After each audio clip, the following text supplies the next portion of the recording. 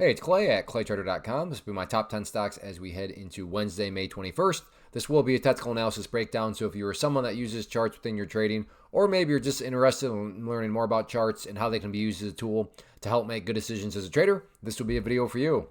First off, a couple of clarifications. Number one, the candlestick that you see right there will be moving around and changing. That is because the market's still open for a small amount of time. But I like to do these videos when the market is still open because sometimes we can capture some really interesting late day price movement.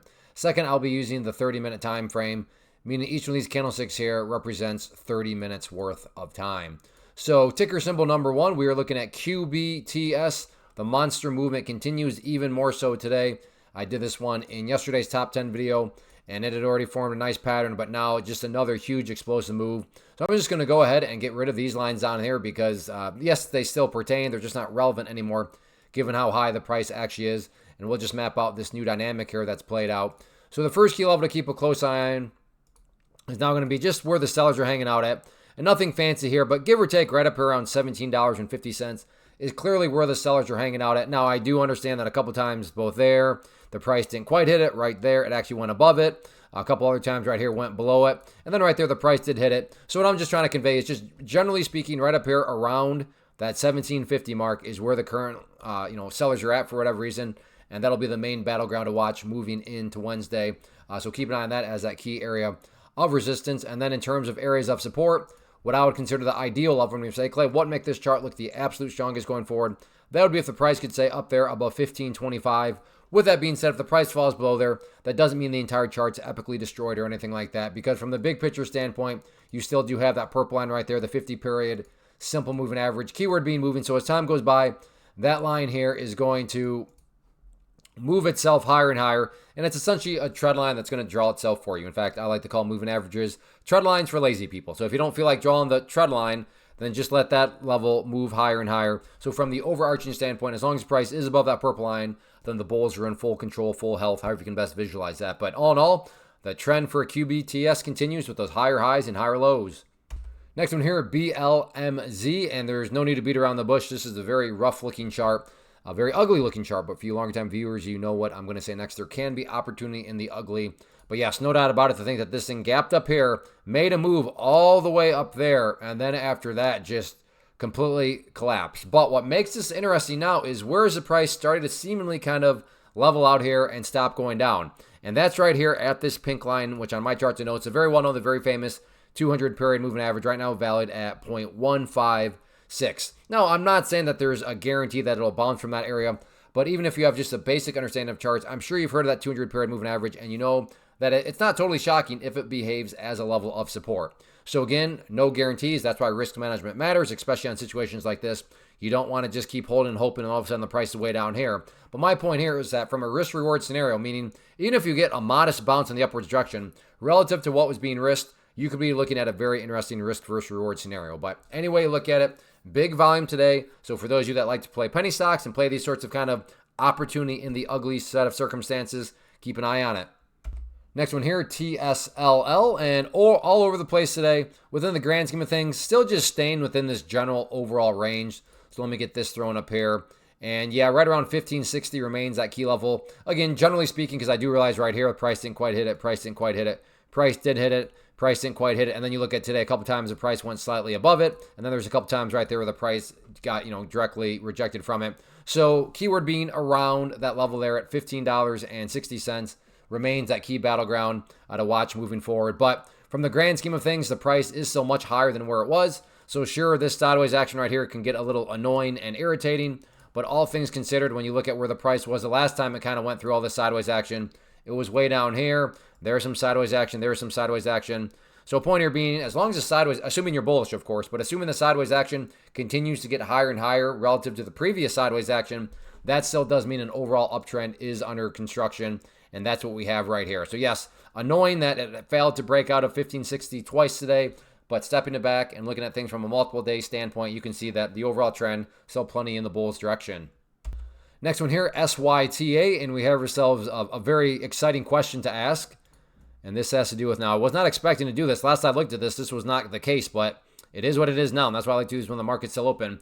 But that was an area of resistance that I was planning on talking about and saying, hey, we have kind of this bull pennant pattern, all that sort of stuff. But Since I last looked, you can see that as I speak right now, the price is actually broken out through that level, which now means we get to ask the very exciting question, is this the start of something even bigger? Now think about that question. It makes no sense to ask it if nothing worthwhile is even happening. But in this situation, something worthwhile is happening, the breakout. Therefore, to ask, is this, again, this being defined as the breakout, the start of something even bigger? That's a very exciting situation. Now, to be fair, there's no guarantees. Maybe it's not. Maybe this is a false breakout and the price just drops downwards.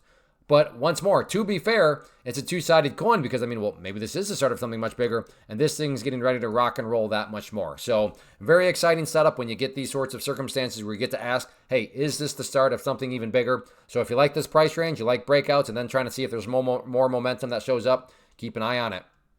Next one here, NVDA, a pretty lackluster day. Now, I realize if you're a day trader, then sure, there is an opportunity to maybe play along there and then right there and then maybe go short down there and play it. So it did chop within the day, but overall, nothing really going on. You still have this overarching area of resistance up here at the 136.30 mark that I've talked about previously, and you still have this area down here at 131.50. What I will say though, and I think a lot of people have thrown this line into play because I think it could definitely produce a potential trade situation, is this area of support right here. We'll make that look a little bit different. So keep an eye on that because I could see shorts being interested, saying, if the price comes down here and breaks, I'm looking to short with that being my price target there. Again, that's not a guarantee, but I think that's a rational trade plan. On the flip side of things, though, you can see the opposite. I can see long saying, well, if the price comes down here, it's bounced from there many times before, so I think it could potentially bounce back up. Again, that is a totally valid trade plan. So both trade plans are valid. That's why risk management matters, because somebody will be right, somebody will be wrong. The point here, though, is that a lot of people, you got to think, are keeping an eye on that trend line right there. And then the near term, in terms of levels of resistance against, yes, that's the level, is more of an overarching level. But in the near term now, keep an eye on that purple line there, 50-period moving average, right now valid at 134.70. But yes, in my opinion at least, the most interesting dynamic is all about that trend line. And is the price going to get some sort of flush down through there? We'll see what happens. Real quick, want to take a break and personally invite you to get signed up for this free live online webinar that I'm offering in a couple of days. So if you've been enjoying what you've seen and you want to learn more about this tool, how it can and should be used to build consistency and manage risk, then definitely get signed up for the free live class. If you're watching on YouTube, there's a link down below in the description area you can use to sign up. Or if you're watching right at my website, there's an area on the webpage that you can use to sign up. So like I said, if you've been enjoying, then definitely get signed up for the free live class. Next one here, ticker symbol RGTI. And big picture wise, sort of like TSLL, a lot of false breakouts, but it is still maintaining a higher, congestion point. So when I zoom this out, you can see that, where it's going sideways here, congestion higher than where, this previous congestion point was. So assuming you care about the bigger picture, you're still getting that move in the upwards direction. But in the near term, and maybe you've noticed this already, and I think a lot of people probably have, which brings about maybe some self-fulfilling prophecies.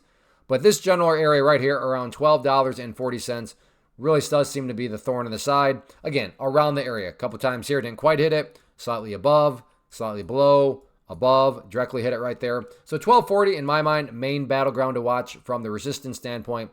And then in terms of areas of support, yeah, you have this overarching moving average down here, that pink line, the 200-period moving average.